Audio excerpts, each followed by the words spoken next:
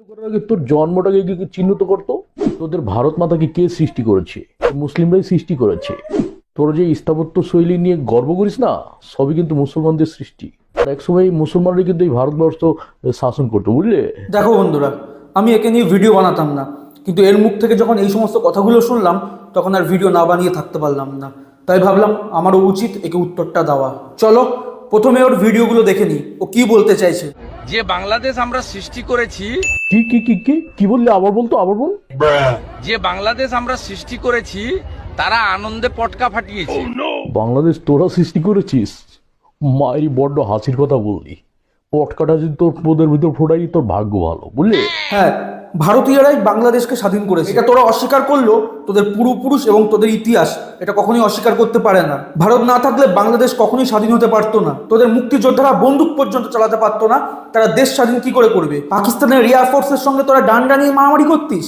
এই ভিডিওটা ভালো করে দেখ, একজন ভারতীয় ব্যক্তি কিভাবে একজন বাংলাদেশি ব্যক্তিকে বন্দুক চালানো শেখাচ্ছে। জীবন তো স্কুলে যাসনি, মাদ্রাসা ছাপ, কি করে জানবি? দেবো এটাকে টানো ডানে বাজে রাখ টানো। হ্যাঁ বাস বাস টাইগার হাত। হ্যাঁ এর হচ্ছে দূরের দুশ্মনের জন্য, দূরের দুশ্মনের জন্য। কি হয়েছে? চলো শীষ লাগাও, ঠিক জগো সামনে।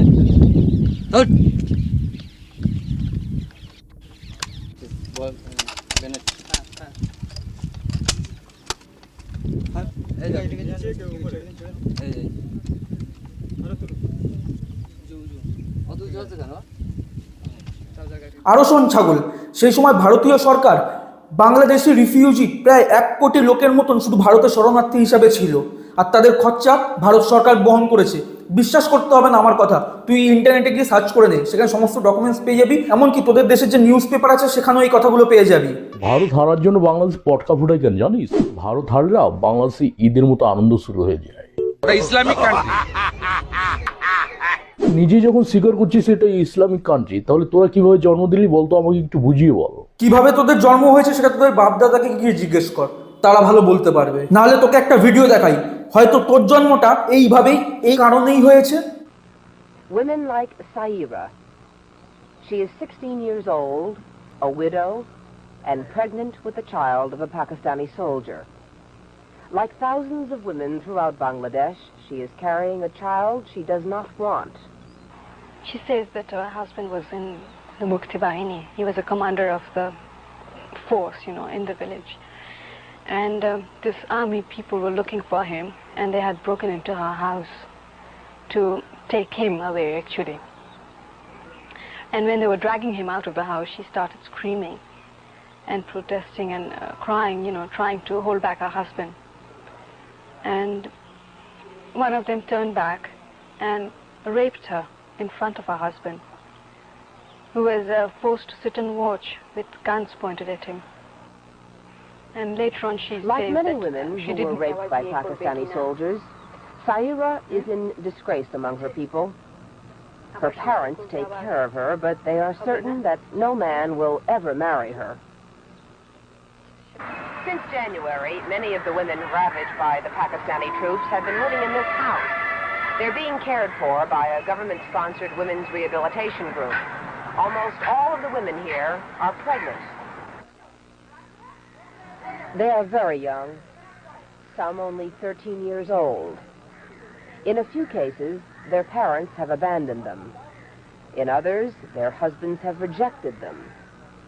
About 70 have had abortions, and those who have had their babies plan to give them away. Most of the girls here were held prisoner by the Pakistani troops in the army barracks. For weeks, each day and each night, they were forced to submit to whatever the soldiers demanded.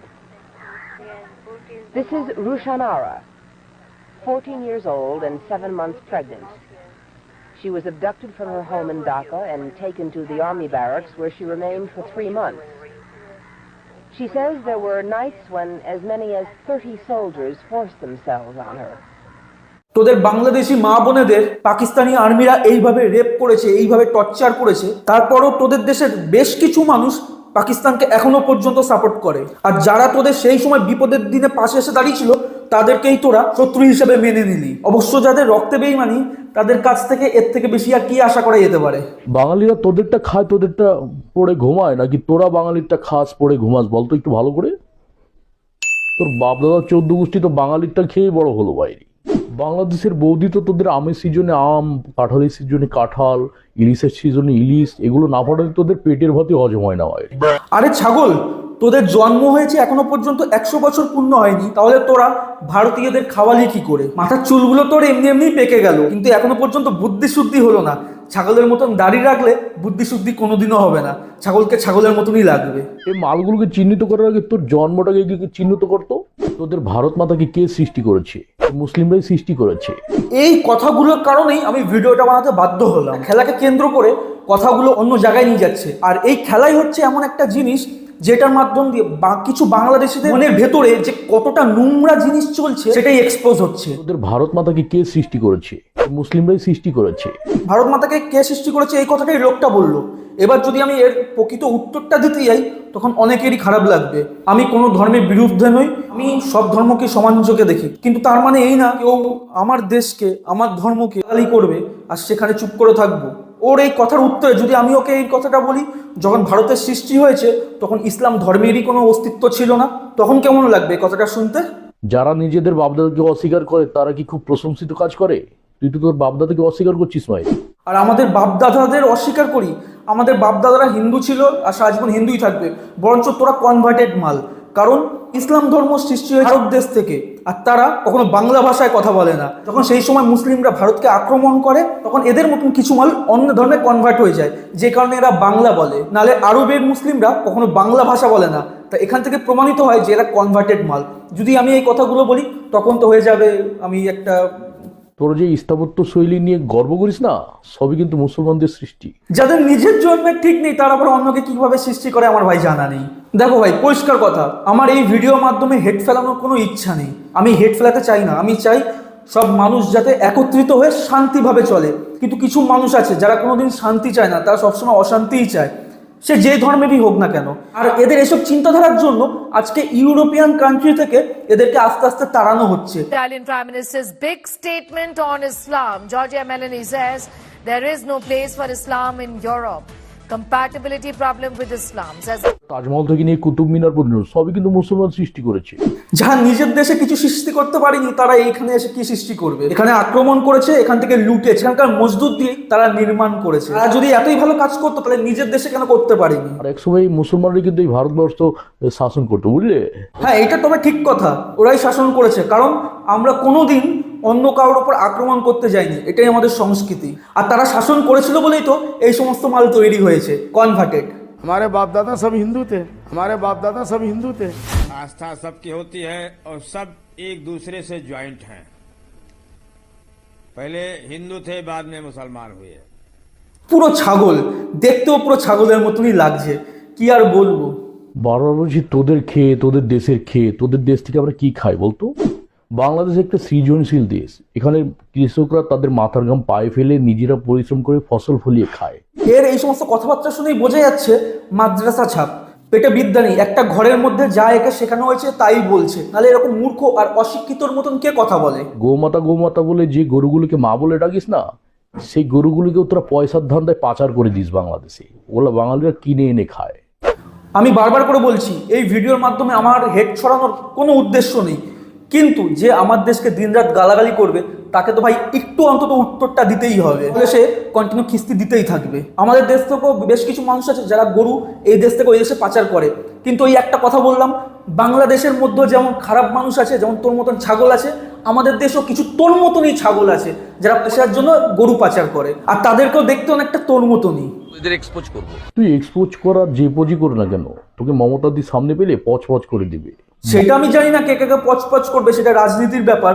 তবে তোকে যে পচ করার পরে তোর মুখটা যেরকম হাড়ির মতন হয়েছে সেটা বোঝা যাচ্ছে। ঘটে বুদ্ধি কম, মুখে বুদ্ধি বেশি। তবে শেষে একটা ভিডিও দেখাই, এই ভিডিওটা দেখবে। বারবার করে বলছি আমার এই ভিডিওর মাধ্যম দিয়ে কোনো ধর্মকে আঘাত করার কোনো উদ্দেশ্য নেই, কিচ্ছু নেই।